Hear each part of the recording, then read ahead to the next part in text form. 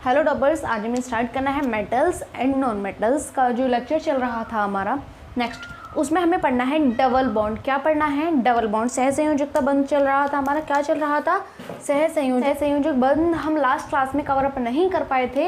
Double bond और triple bond हमारा रह गया, तो इस क्लास में हमें डबल बॉन्ड पढ़ेंगे, ट्रिपल बॉन्ड पढ़ेंगे और इनसे रिलेटेड गुणधर्म हम पढ़ रहे होंगे कि यानी कि रासायनिक अभिक्रिया जो होती हैं उन सारी चीज़ों में जो सहसंयोजक बंध है या फिर जो सहसंयोजक बंध जो बनाते हैं उनके गुणधर्म क्या होते हैं, वो सारी चीज़ें आज के क्लास में हम डिस्कस कर रहे होंगे। चलिए स्टार्ट करते हैं।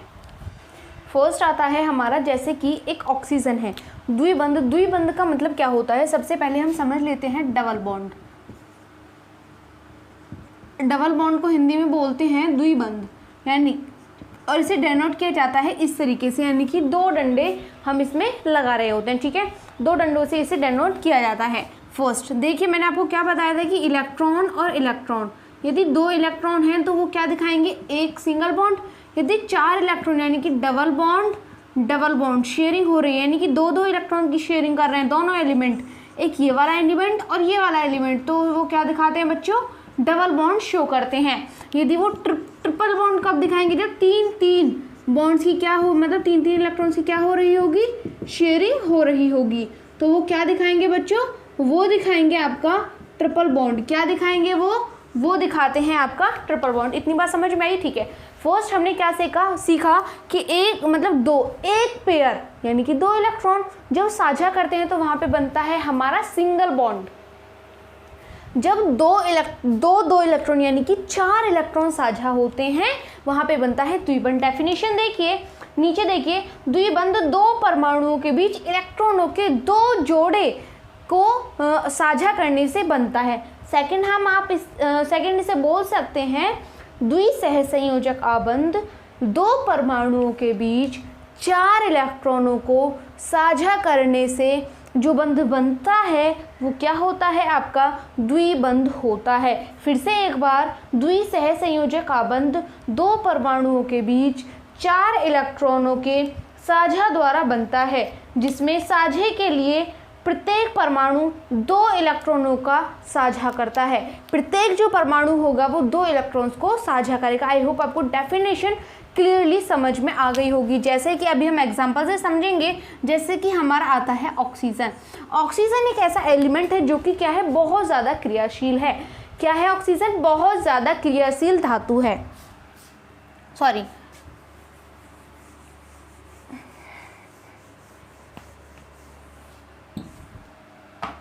नेक्स्ट हम समझेंगे अब ऑक्सीजन का एग्जाम्पल लेंगे, ठीक है, ध्यान से सुनिए। जो ऑक्सीजन है ये बहुत ज़्यादा क्रियाशील तत्व है। क्या है? बहुत ज़्यादा क्रियाशील है। कौन? ऑक्सीजन हमारा। इतनी बात समझ में आई? ये क्या है? ऐसा क्यों होता है? क्योंकि इसके आउटर मोस्ट सेल में कितने इलेक्ट्रॉन्स होते हैं? 6, जो कि हम लास्ट क्लासेस में सीख चुके हैं। इसके आउटर मोस्ट सेल में होते हैं 6 इलेक्ट्रॉन्स, जिसके कारण क्या होता है बच्चों? ये क्या करना चाहता है? अपना अष्टक पूर्ण करना चाहता है। अष्टक पूर्ण करना चाहता है यानी कि किसी न किसी से रिएक्शन करेगा। जब भी रिएक्शन करता है, इसकी वजह से क्या होता है? हमें सिंपल नहीं मिल पाता, यानी कि ऑक्सीजन मोनोऑक्साइड या फिर इस अवस्था में हमें नहीं मिल पाता। बड़ी ही मुश्किल से हमें ये प्राप्त करना पड़ता है। हमें ज़्यादातर कैसे मिलता है? या तो O2 की फॉर्म में, NO2, CO2 या फिर कुछ भी हो सकता है, CO, इन सारे रूपों में हमें देखने को मिलता है। क्या? ऑक्सीजन हमें इन सारे रूपों में देखने को मिलता है। और भी बहुत सारे रूप हो सकते हैं। इससे आपको क्या पता चल रहा है? यानी कि ऑक्सीजन क्या करेगा? किसी न किसी से क्रिया करते हुए मिलता है। क्यों होता है ऐसा? क्योंकि ये क्या करना चाहता है? सेटिस्फैक्शन चाहता है। इसे सेटिस्फाई ये नहीं है तो किसी न किसी के साथ में रिएक्शन करनी पड़ती है। आई होप आपको समझ में आया हो। अब हम ऑक्सीजन की डबल बॉन्ड वाली संरचना बनाते हैं, ठीक है।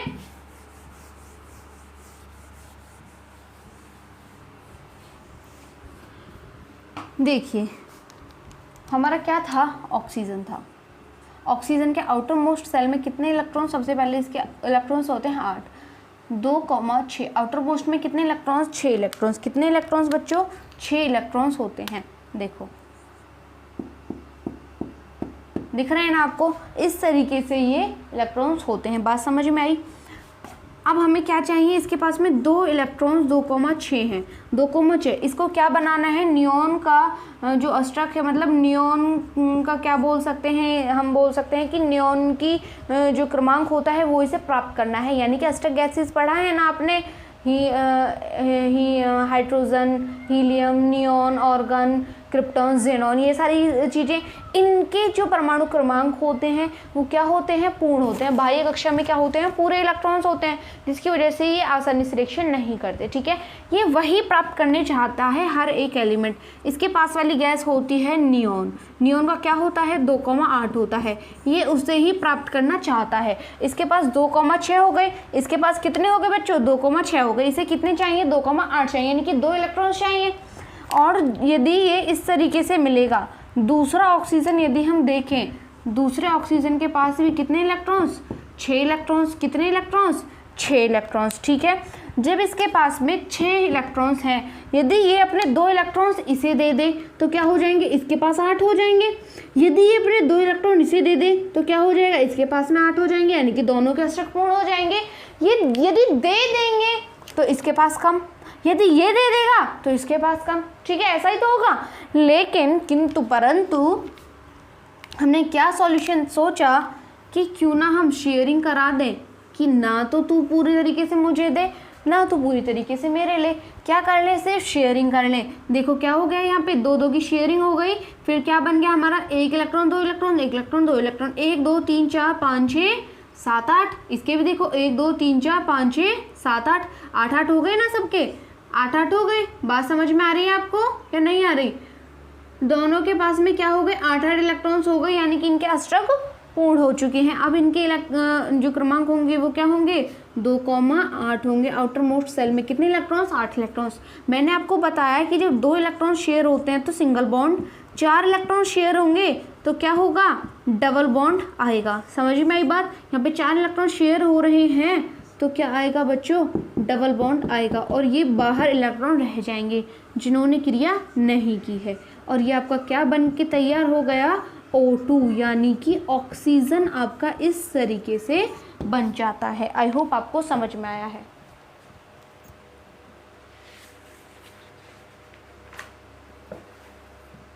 अब हम नेक्स्ट देखेंगे द्विआबंध। हम देखेंगे द्विआबंध किसका, CO2 का देखते हैं। ठीक है, ये समझ में आया, मैंने आपको अच्छे से समझाया है। आप इसको ऐसे भी डिनोट कर सकते हैं, O डबल बॉन्ड O, यानी कि 2 की शेयरिंग हो रही है, 2 की इलेक्ट्रॉन्स की शेयरिंग, 2 इलेक्ट्रॉन ये दे रहा है, 2 इलेक्ट्रॉन ये दे रहा है। कितने हो गए, 4 इलेक्ट्रॉन्स हो गए ना टोटल। तो वही जो डेफिनेशन बोल रखा था सही बोल रही थी उसने, और ये क्या बन गया बच्चों, आपका ऑक्सीजन बन गया। बात समझ में आई ना। ठीक है, आगे अब हम नेक्स्ट देखते हैं CO2। क्या देखोगे आप, CO2। ठीक है, अब देखो कार्बन के पास आउटर मोस्ट सेल में कितने इलेक्ट्रॉन्स होते हैं, 4 इलेक्ट्रॉन्स होते हैं। कितने इलेक्ट्रॉन्स होते हैं, 4 इलेक्ट्रॉन्स होते हैं। ठीक है, ये बात आप सबको पता है। ऑक्सीजन के पास कितने इलेक्ट्रॉन्स होते हैं, बाहरी कक्षा में 6 इलेक्ट्रॉन्स होते हैं। कितने इलेक्ट्रॉन्स होते हैं, 6 इलेक्ट्रॉन्स होते हैं। अब देखो इसके पास में कितने इलेक्ट्रॉन्स हैं, 4 इलेक्ट्रॉन्स हैं। इसे कितने और चाहिए अष्टक पूर्ण करने के लिए, 4 और चाहिए। कितने और चाहिए इसे अष्टक पूर्ण करने के लिए, 4 और चाहिए। देखो इसे कितने चाहिए, 2 चाहिए। इसे कितने चाहिए, 2 चाहिए। ये तो 2 इससे ले लेगा, ये तो 2 इससे ले लेगा, तो इसका क्या हो जाएगा, अष्टक पूर्ण हो जाएगा इस तरीके से। क्या इसका अष्टक पूर्ण हुआ, गिन के देखते हैं, 1 2 3 4 5 6 7 8 9 10, ये तो 10 हो गए, जो कि क्या है, गलत है। तो इस तरीके से तो ये शेयरिंग नहीं होगी। कैसे होगी अभी देखते हैं। अब देखो ये क्या कर सकता है, अपनी यदि ये 2 इलेक्ट्रॉन इसे दे दे, यदि ये इससे क्या कर ले, 2 इलेक्ट्रॉन्स ले लेता है तो इसकी तो पूरी हो रही है, लेकिन इसकी कमी पूरी नहीं हो रही है। ठीक है, तो इसे क्या चाहिए, 2 ऑक्सीजन चाहिए होंगी, जिसके 2 इलेक्ट्रॉन्स ले लेगा, 2 इलेक्ट्रॉन के साथ में शेयरिंग कर लेगा, जिससे क्या हो जाएगी बच्चों, शेयरिंग में एक बात ध्यान रखनी है आपको कि जितने इलेक्ट्रॉन्स ये वाला एलिमेंट देगा, मतलब दोनों एलिमेंट्स बराबर, एलिमेंट 1 एलिमेंट 2, ये बात मोस्ट इंपॉर्टेंट है। ये दोनों क्या करेंगे, बराबर इलेक्ट्रॉन शेयर करेंगे, बराबर इलेक्ट्रॉन शेयर करेंगे, ताकि किसी के साथ भी चीटिंग ना हो, बराबर इलेक्ट्रॉन की शेयरिंग होती है, तो ऐसा तो पॉसिबल नहीं है। ठीक है, ये बात तो हमारी फ्लॉप हो गई। अब दूसरी बात क्या आती है, हमें कितने चाहिए, 2 इलेक्ट्रॉन्स और चाहिए। तो हमें क्या चाहिए होगा बच्चों, 2 ऑक्सीजन चाहिए होंगी। क्या चाहिए होगा हमें, 2 ऑक्सीजन और चाहिए। तो क्या लिखेंगे आप, C इस तरीके से लिख लीजिए या फिर ऐसे ही रहने दीजिए।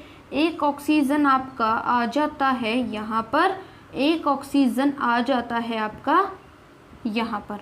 अब यदि ये 2 की शेयरिंग करेगा, ये 2 की शेयरिंग करेंगे तो क्या होगा, ध्यान से देखिएगा। ये रहा आपका कार्बन, ये रहा आपका ऑक्सीजन, ठीक है, ये रहा आपका ऑक्सीजन। इसके पास ये रहे 6 इलेक्ट्रॉन्स, ये क्या कर ले, इस तरीके से शेयरिंग कर ली इन्होंने।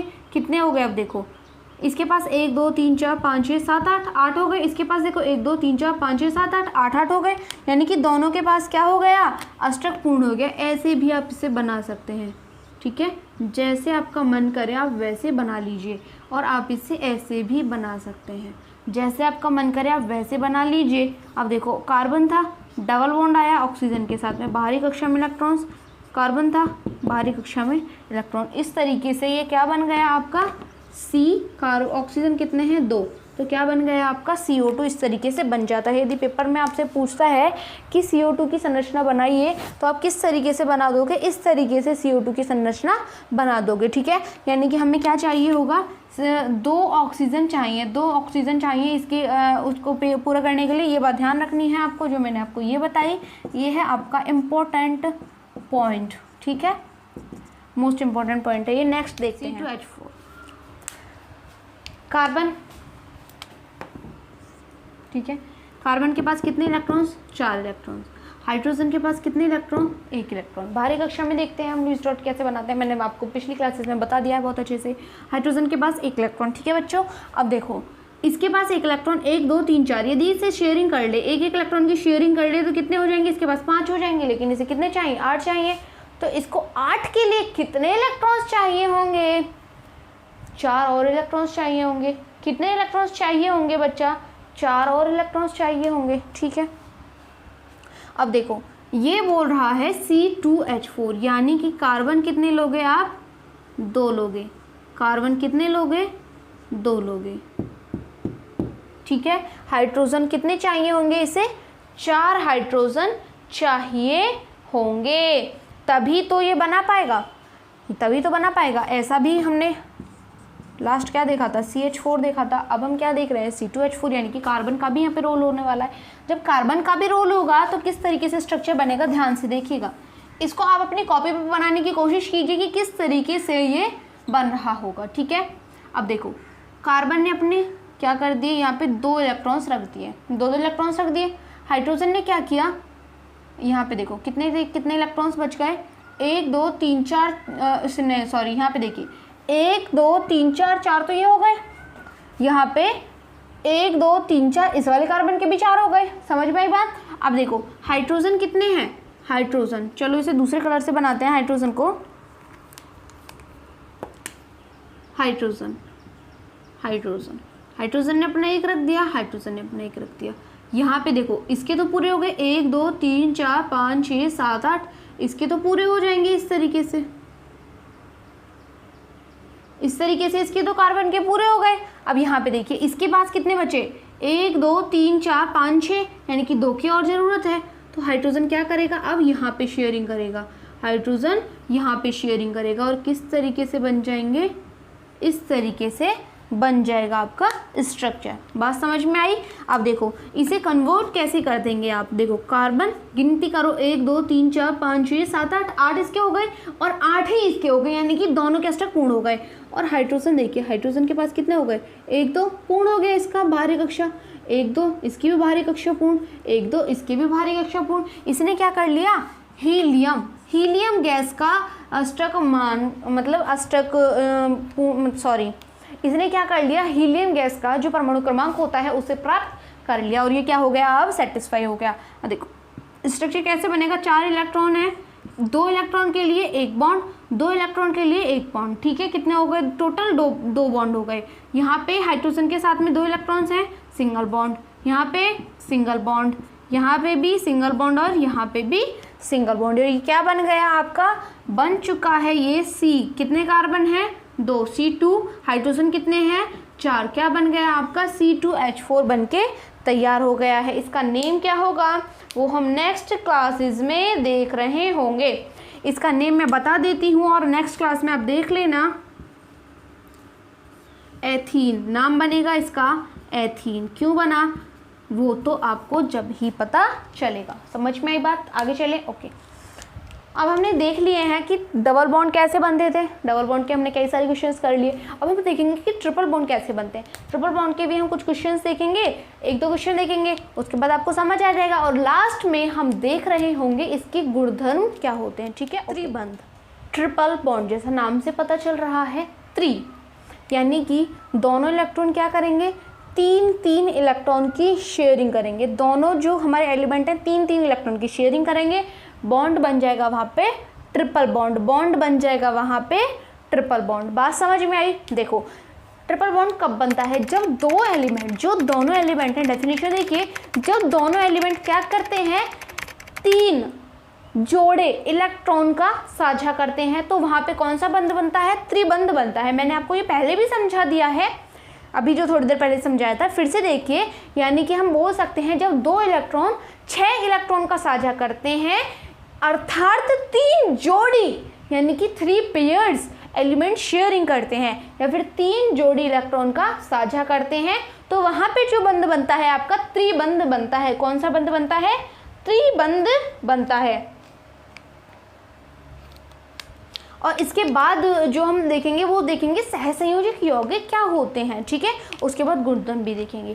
फर्स्ट हम देखते हैं डेफिनेशन, आपको समझ में आ गई होगी। यानी कि प्रत्येक एलिमेंट क्या कर रहा था? 3-3 इलेक्ट्रॉन की शेयरिंग कर रहा था। टोटल कितने इलेक्ट्रॉन शेयर हुए? 6 इलेक्ट्रॉन शेयर हुए। टोटल कितने इलेक्ट्रॉन शेयर हुए? 6 इलेक्ट्रॉन शेयर हुए। दोनों ने कितने कितने इलेक्ट्रॉन शेयर किए? 3 और 3 इलेक्ट्रॉन शेयर किए। बात क्लियर है ना? ओके, तो वहाँ पे जो बॉन्ड बनेगा वो बनेगा ट्रिपल बॉन्ड। बात क्लियर? ओके, नेक्स्ट हम देखते हैं कि N2 का बनना। N2 कैसे बनता है? फर्स्ट है हमारा N2। N का मतलब क्या है बच्चों? नाइट्रोजन। क्वेश्चन पूछा जा सकता है कि नाइट्रोजन कैसे बनता है। फर्स्ट आपको पता होना चाहिए कि नाइट्रोजन की बाहरी कक्षा में कितने इलेक्ट्रॉन्स, इसके पास टोटल इलेक्ट्रॉन्स होते हैं 7। कितने इलेक्ट्रॉन्स होते हैं? 7 इलेक्ट्रॉन्स होते हैं। बाहरी कक्षा में कितने बचे? यदि 2 अंदर आ गए तो बाहरी कक्षा में कितने बचे? बहुत ज़्यादा होशियार हैं आप। मुझे पता चल रहा है कि आपको पता है कितने इलेक्ट्रॉन्स होंगे? 5 इलेक्ट्रॉन्स होंगे। कितने इलेक्ट्रॉन्स? 5, ठीक है। 5 डिनोट कीजिए।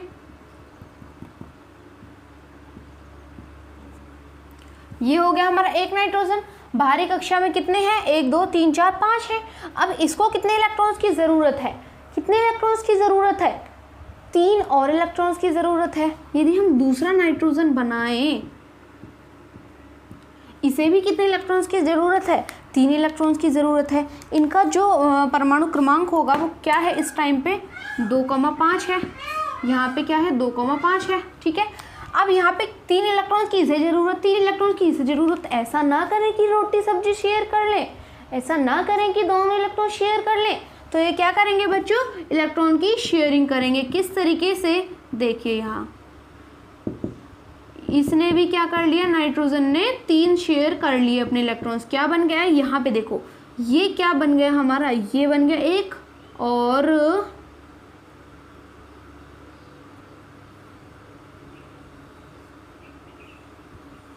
इस तरीके से, ठीक है। यहाँ पे ध्यान से देखिए कितने इलेक्ट्रॉन हो गए? 1 2 3 4 5 6 7 8 होगा यहाँ पे। तो इसका कितना हुआ? बाहरी कक्षा का मतलब टोटल क्रमांक 2,8। यहाँ पे देखो 1 2 3 4 5 6 7 8। यहाँ कितने हो गए? 8 हो गए। कितने हो गए? यहाँ पे 8 हो गए। इनसे कंफ्यूज मत होना रेड वालों से कि इतने ज़्यादा इलेक्ट्रॉन कैसे हो गए, इनसे कंफ्यूज नहीं होना है, ठीक है। यहाँ पे कितने हो गए? 2,8 इलेक्ट्रॉन्स हो गए। 2,8 यानी कि बाहरी कक्षा में 8 हो गए। इसने क्या कर लिया? नियॉन गैस का जो अष्टक था उसे अपना लिया, नियॉन गैस का जो अष्टक था उसको इसने अपना लिया। बात समझ में आई आपको? यहाँ पे क्या बन गया, अब देखो जब यहाँ पे 6 इलेक्ट्रॉन की शेयरिंग यानी कि 2 जोड़े की शेयरिंग, सॉरी 3 जोड़े की शेयरिंग, तो जिसका मतलब क्या होता है ट्रिपल बॉन्ड। कैसे दिखाएंगे आप? ट्रिपल बॉन्ड नाइट्रोजन, ऐसे भी दिखा सकते हैं, ये क्या है आपके एकाकी युग्म है, और ऐसे भी दिखा सकते हैं नाइट्रोजन ट्रिपल बॉन्ड नाइट्रोजन। और इसे कैसे बनाओगे आप? N2 बनाओगे। ये ध्यान रखना है आपको, 11th-12th में भी बहुत ज़्यादा हेल्प करेगा ये। इनकी शेयरिंग कैसे हुई? इस तरीके से इसने क्या बना लिया? नाइट्रोजन बना लिया, इस तरीके से नाइट्रोजन बना लिया। ये बात ध्यान रखनी है कि जब ये 3-3 यहाँ पे क्या है 3-3 की शेयरिंग करनी है, इन्हें 3-3 की क्यों करनी है? इसके पास भी 3 कम है और इसके पास भी 3 कम है, तो क्यों ना ये क्या करें आपस में शेयरिंग कर लें। तो इन्होंने क्या किया? समझौता कर लिया और आपस में शेयरिंग कर ली। फिर क्या बन गया? यहाँ पे नाइट्रोजन गैस बन गई। बात समझ में आई? आगे चलें। Okay, ethyne. एथाइन देखते हैं हम।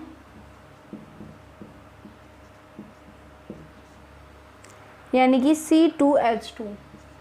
C2H2। अब देखो C2H2 कैसे बनता है। फर्स्ट देखो कार्बन कितने हैं? 2, 1 कार्बन 2 कार्बन। कितने इलेक्ट्रॉन्स होते हैं हमारी कक्षा में? 4। 1 2 3 1 2 3 बाहर बाहर 4 4। ठीक है, अब इसे कितने इलेक्ट्रॉन्स की ज़रूरत है? 1 2 3 4 इलेक्ट्रॉन इसके पास, 4 की और ज़रूरत है। तो ये क्या करें? ये इसे भी कितने इलेक्ट्रॉन्स की ज़रूरत है? 1 2 3 4 4 है इसके पास, इसे कितने की ज़रूरत है? 4 और इलेक्ट्रॉन्स की ज़रूरत है। तो ये क्या कर सकते हैं कि 3 इलेक्ट्रॉन तो इसे यहाँ से मिल जाएंगे, 3 इलेक्ट्रॉन तो ये इससे साझा करके बना लेगा। 1 और इलेक्ट्रॉन चाहिए तो वो कौन दे देगा? आपका हाइड्रोजन दे देगा। हाइड्रोजन कभी भी इलेक्ट्रॉन देने के लिए मना नहीं करता है। अब देखो हाइड्रोजन क्या करेगा? अपना 1 इलेक्ट्रॉन इसे दे देगा और दूसरा हाइड्रोजन अपना 1 इलेक्ट्रॉन इसे दे देगा। ठीक है, ये बात समझ में आई? अब देखो यहाँ पे क्या होगा, इसके पास भी कितने हो गए? 1 2 3 4 5 6 7 8, इस तरीके से क्या हो गए?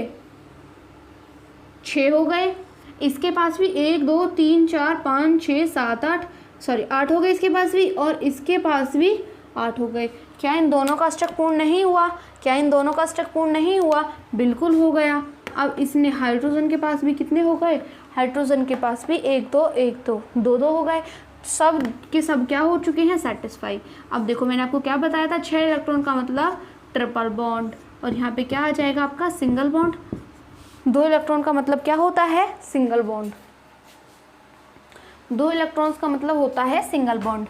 अब देखिए यहाँ पे, अब यहाँ पे इसे हम कैसे दिखा सकते हैं? कार्बन कितने हैं? 2, हाइड्रोजन कितने हैं? 2, और यहाँ पे क्या बन चुका है? एथाइन बन चुका है। क्या बन चुका है बच्चा? एथाइन बन के तैयार है। आई होप आपको ये सारे के सारे कॉन्सेप्ट समझ में आए हैं।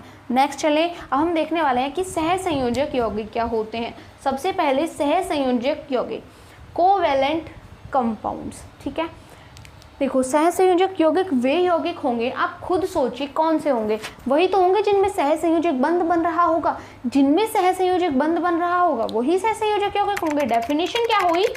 सहसंयोजक आबंध युक्त यौगिकों को सहसंयोजक यौगिक कहा जाता है।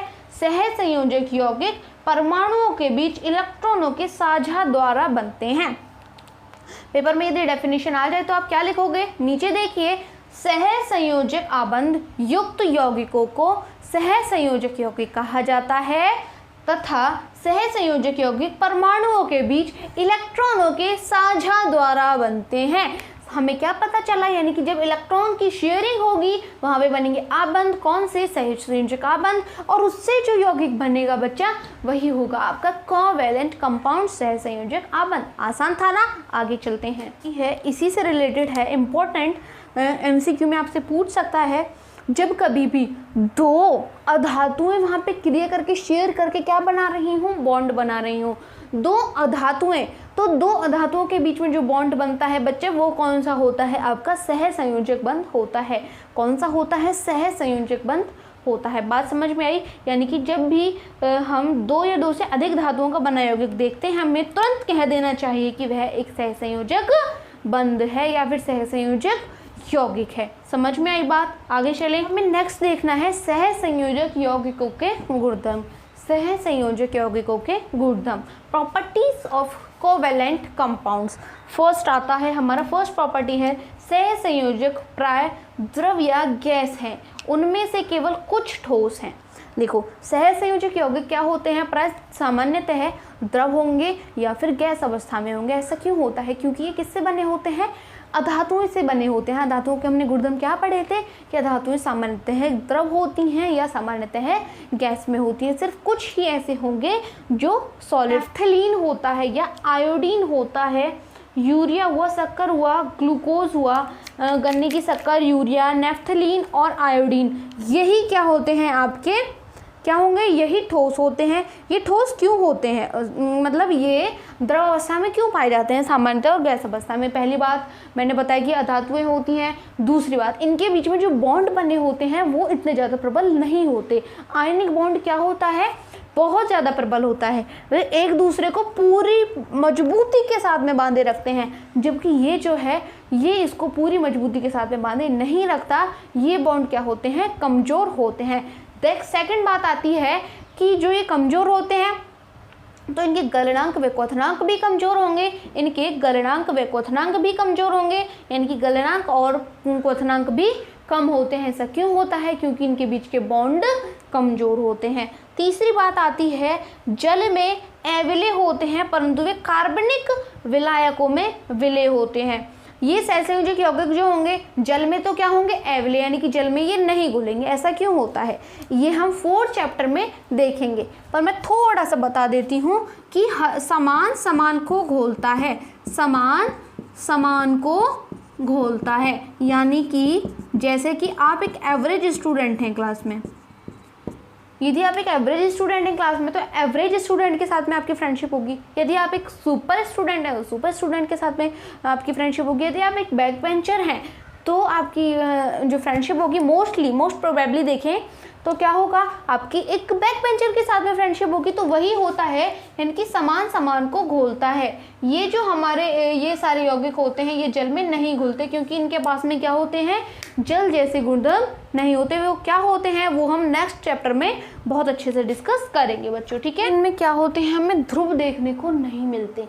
जो जल है, जल क्या होता है? ध्रुवीय होता है। जब जल ध्रुवीय होता है, इनमें ध्रुव नहीं होंगे तो घुलने की कोई बात तो होगी ही नहीं। नेक्स्ट देखिए, सहसंयोजक यौगिक विद्युत चालन नहीं करते। क्यों नहीं करते? क्योंकि इनके पास मुक्त इलेक्ट्रॉन्स या फिर मुक्त आयन नहीं होते, ठीक है। हमने चारों के चारों देख लिए हैं।